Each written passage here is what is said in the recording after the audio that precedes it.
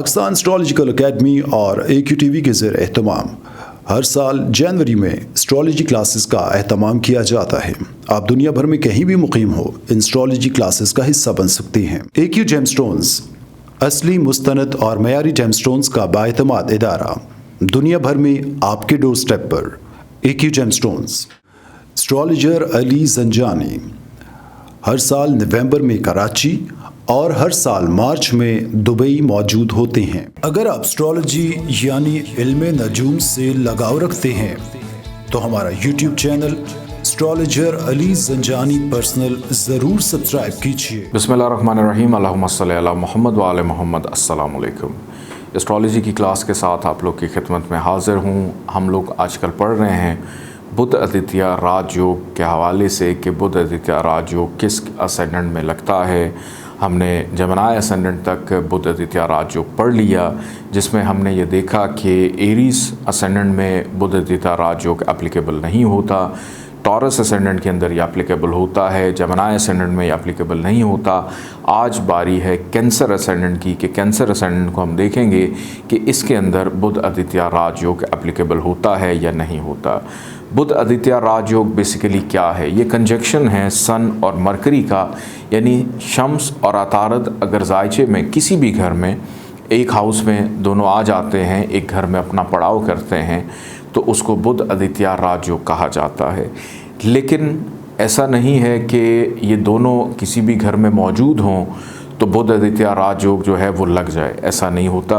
उसके लिए इसकी कुछ कंडीशंस हैं, कुछ असूल हैं, कुछ कुलिये कायदे हैं, उनका समझना बहुत ज़्यादा ज़रूरी है।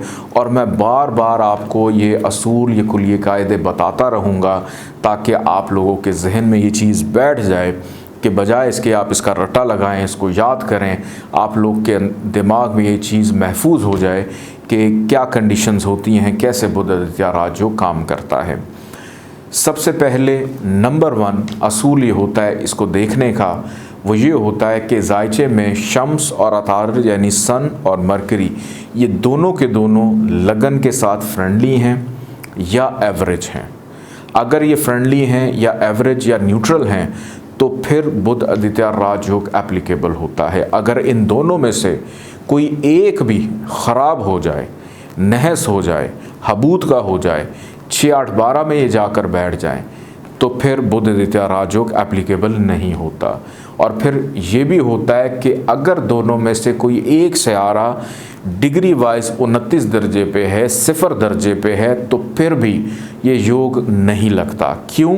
क्योंकि जब जिन सयारों ने ये योग लगाना है उसके अंदर ख़ुद इतनी कुव्वत, एनर्जी और ताकत ही नहीं है, तो फिर ये योग कैसे लगेगा।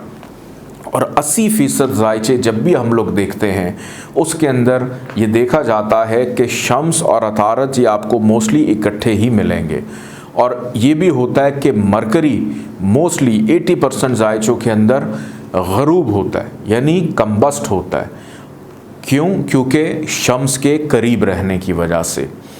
और ये योग शम्स और मरकरी दोनों की वजह से लग रहा है, तो कोई भी सियारा शम्स के पास आए तो वो गरूब हो जाता है। और मरकरी रहता ही शम्स के साथ साथ है, तो मरकरी मोस्टली जायचों के अंदर, बर्थ चार्ट्स के अंदर कम्बस्ट पाया जाता है। तो अगर मरकरी कम्बस्ट हो जाए तब भी ये योग एप्लीकेबल नहीं होता। इन तमाम कैफियत से निकलकर बहुत कम असेंडेंट्स हैं जिसके अंदर ये योग लगता है।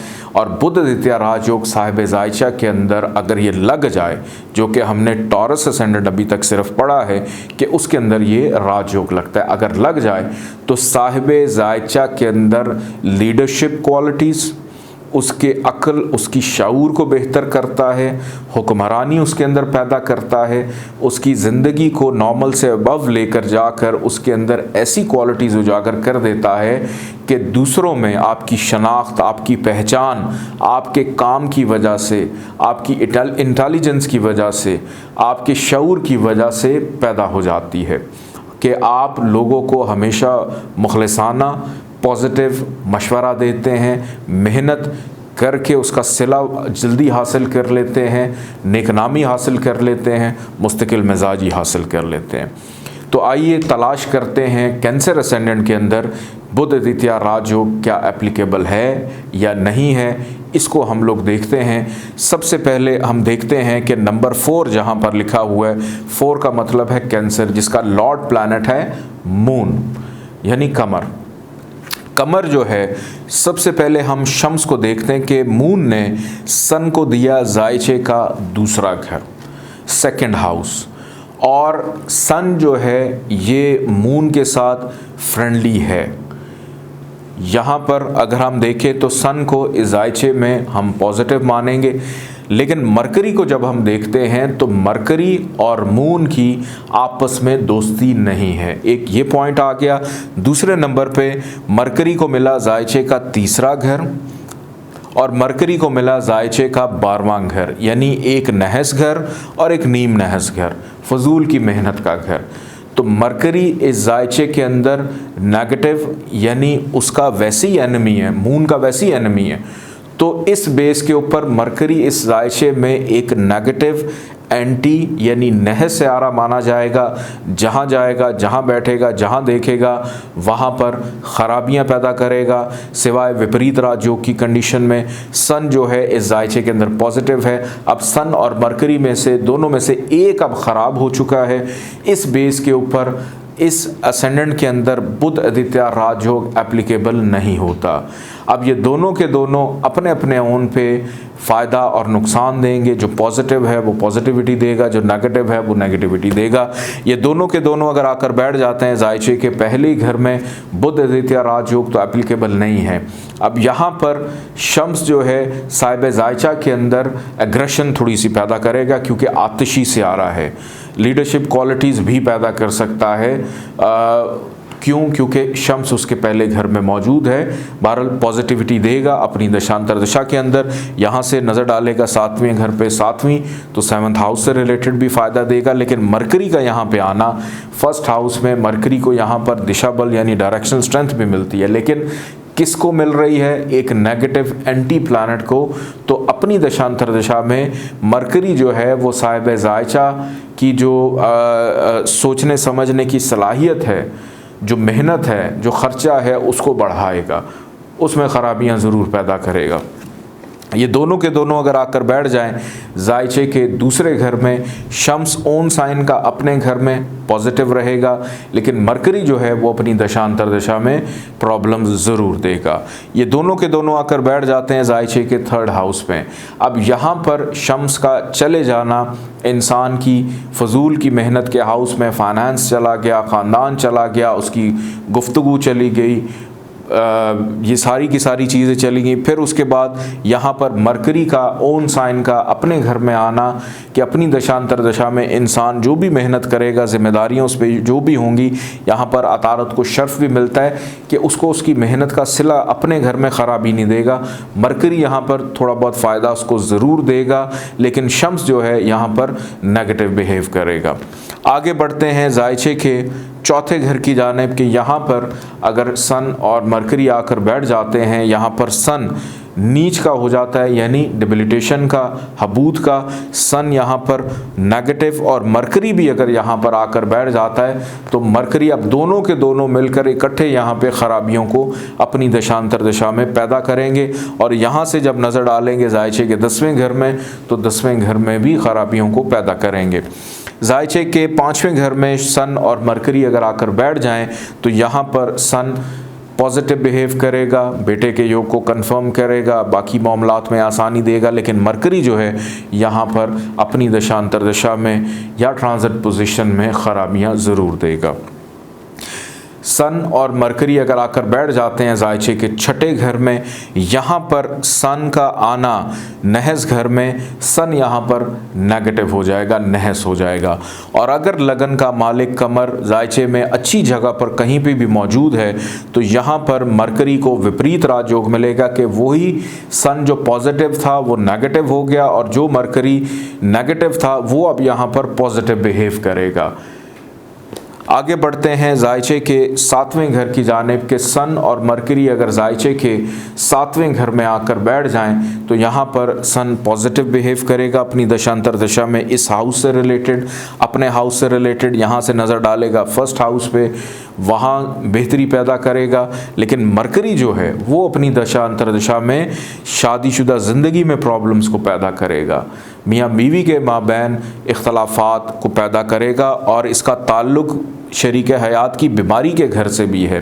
12वां घर लाइफ पार्टनर का बीमारी का घर भी होता है, तो जीवन साथी को बीमार कर सकता है, शराकतदार को बीमार कर सकता है, डेली वेजेस में प्रॉब्लम्स को पैदा कर सकता है। आगे बढ़ते हैं जायचे के 6ठे घर की जानिब कि यहाँ पर मरकरी और सन अगर आकर बैठ जाएं तो सन यहाँ पर नेगेटिव बिहेव करेगा क्योंकि नहस घर में आ गया, और मरकरी यहाँ पर अगर लगन का मालिक मून अच्छा है तो विपरीत राजयोग की कंडीशन में पॉजिटिव बिहेव करेगा।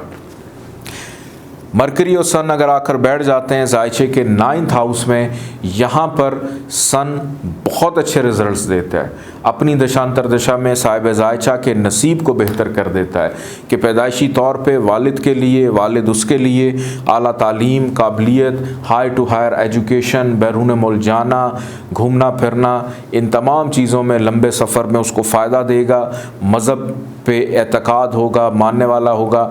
लेकिन जैसे ही अतारत की दशा अंतरदशा स्टार्ट होगी तो इन चीज़ों में प्रॉब्लम्स पैदा होनी शुरू हो जाएंगी। क्यों? क्योंकि यहाँ पर मरकरी जो है वो नीच का हो जाता है, यानी डिबिलिटेशन का हो जाता है। तो मरकरी ज़रूर प्रॉब्लम्स देगा कि वैसे तो सारी ज़िंदगी वालिद के साथ बहुत अच्छा रहा, लेकिन अचानक पता नहीं क्या हो गया कि वालिद के साथ इख्तलाफात शुरू हो गए, बहस करने लग पड़ा। मरकरी बहस का भी प्लानट है, बोलने का भी स्यारा है, कम्युनिकेशन का स्यारा है। तो अब चूँकि उसकी कम्युनिकेशन ही नेगेटिव हो चुकी है तो यहाँ पर प्रॉब्लम्स उस अरसे में देगा। इस कैफियत में साहिब जायचा को मरकरी के सदक़ात देना बहुत ज़रूरी है। आगे बढ़ते हैं जायचे के 10वें घर की जानिब। यहाँ पर अगर शम्स और मरकरी आकर बैठ जाएं, यहाँ पर शम्स को शर्फ मिलता है, प्लस शम्स यहाँ पे दिशा बली भी हो जाता है, डायरेक्शनल स्ट्रेंथ में चला जाता है, बहुत ज़्यादा पॉजिटिव बिहेव करेगा। साहिब जायचा को गवर्नमेंट ऑफिशियल, सरकारी नौकरी, इन तमाम चीज़ों में बेपनाह फ़ायदा, काम काज, करियर, प्रोफेशन, इज़्ज़त, शोहरत देगा, अपनी दशांतर दशा में और इन चीज़ों को उठा देगा। और जब 7वीं नज़र डालेगा 4थे घर में, घर का सुख, ज़मीन जायदाद, प्रॉपर्टी का सुख देगा, वालदा से प्यार मोहब्बत होगी। लेकिन मरकरी का यहाँ पर आना और बैठना, यहाँ पर प्रॉब्लम्स अपनी दशांतर दशा में, काम फ़ायदा तो होगा उसको, लेकिन ज़रा वो एक जुमला आ जाता है कि खप के करेगा, कि थोड़ा सा उसमें हार्डशिप जो है वो ऐड हो जाएगी उसके अंदर। और ये भी हो सकता है चूँकि मरकरी का ताल्लुक 12वें घर से है, बैरून मुल्क से आने वाली रकम, बैरून मुल्क इंटरनेशनल को लिंक है, उसमें प्रॉब्लम भी पैदा कर सकता है काम से रिलेटेड। आगे बढ़ते हैं जायचे के 11वें घर की तरफ। यहाँ पर अगर आकर शम्स और मरकरी बैठ जाएं तो दूसरे घर का मालिक 11वें में, 11वें का मालिक दूसरे घर में, शम्स यहाँ पर एक बहुत अच्छा योग बनाकर बैठता है कि साहिब जायचा को ज़िंदगी भर ये भी मालूम नहीं होता कि उसके पास कितने पैसे, बेपनाह दौलत उसको देता है। और अगर शम्स की दशा चल पड़े तो उसमें तो वारे न्यारे उसके हो जाते हैं। लेकिन अतारत की जब दशा अंतर दशा चलेगी तो उसको छोटी मोटी बीमारियां अटैक करेंगी, बड़े बहन भाइयों से प्रॉब्लम आ सकती है, समाजी ताल्लुकात में प्रॉब्लम आ सकती है, चीज़ों में, ख्वाहिशात में रुकावटें या डिले होने का भी ख़दशा हो सकता है। आगे बढ़ते हैं जायचे के 12वें घर की जानिब। यहाँ पर शम्स और अतारत यानी सन और मरकरी अगर आकर बैठ जाएं, शम्स यहाँ पे नेगेटिव हो जाएगा क्योंकि नहस घर है 12वां। लेकिन मरकरी यहाँ पे अगर लगन का मालिक कमर यानी मून अच्छा है तो फिर यहाँ पर मरकरी को विपरीत राजयोग मिलता है कि उसने इमिग्रेशन, ड्यूल नेशनैलिटी, बैरून मुल्क रहना, रिहाइश इख्तियार करना, उसका योग बनाया। लेकिन अगर विपरीत राजयोग नहीं है तो फिर प्रॉब्लम्स ही प्रॉब्लम्स हैं। सिर्फ ये होगा चूँकि अपने घर में आ गया तो ख़र्चा करवाएगा ज़रूर, लेकिन अपनी दशांतर दशा के अंदर जो जायज़ ख़र्चा है वो करवाएगा और बीमारी पे ख़र्चा भी करवाएगा, तन्हाई भी देगा, हासदीन में भी इजाफ़ा कर सकता है। इस पूरे के पूरे जायचे के अंदर कैंसर असेंडेंट के अंदर बुध आदित्य राजयोग एप्लीकेबल नहीं होता। ये दोनों के क्योंकि दोनों अपने अपने ओन पे बिहेव करते हैं। यहाँ पर एक और चीज़ मैं आपको बताता चलूँ, मरकरी जो है इस जायचे में एंटी है, तो मरकरी का स्टोन इस जायचे में नहीं पहना जाता। दूसरे नंबर पर मैंने आप लोगों को पहले भी बताया था, फिर से बता दूं कि अगर आप किसी को ये कह देते हैं कि आप अपने फाइनेंस को बेहतर करने के लिए सन का नगीना लेकर पहन लें, तो हजूर वाला आप करेंगे ये कि साहिब जायचा कमर है पानी और शम्स है आग। तो अगर आप इस जायचे में शम्स को ताकत देने की कोशिश करेंगे तो वो स्ट्रेट अवे मून की जो ताकत है उसको कम करेगा। तो इस जायचे के अंदर शम्स का स्टोन बड़ा देखभाल कर पहना जाता है, सिर्फ वक्ती तौर पे पहन सकते हैं। मुस्तकिल बुनियाद के ऊपर इस जायचे में याकूत को लेकर पहनना साहिब जायचा के बोलने में तलखी को पैदा कर देगा कि वो अपने अलावा और किसी को कभी कुछ नहीं समझेगा। उसके अंदर आतिशी अंसर को पैदा करेगा। क्यों? क्योंकि ख़ुद वो पानी है, उसके पानी के मिजाज को कम करते हुए शम्स की जो अग्रेशन है उसको वो एक्टिव कर देगा। अपना ख्याल रखिएगा, इजाज़त दें, अल्लाह हाफ़िज़।